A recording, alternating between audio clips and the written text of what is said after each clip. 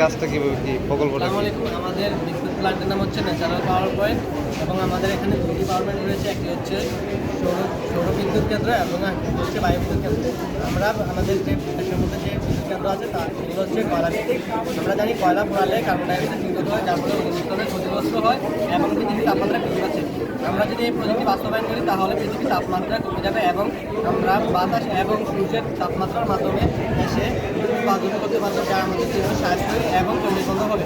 আমাদের পাওয়ার পয়েন্টের প্রতিটা টারবাইন থেকে নির্গত হবে 30 মেগাওয়াট, যার মাধ্যমে আমরা খুব সহজেই গ্যাস পরিচালনা করতে পারবো এবং আমরা বিভিন্ন খাতে আমরা ব্যয় করতে পারবো এবং আমাদের অনেক খরচ বেঁচে যাবে এবং পরিবেশের জন্য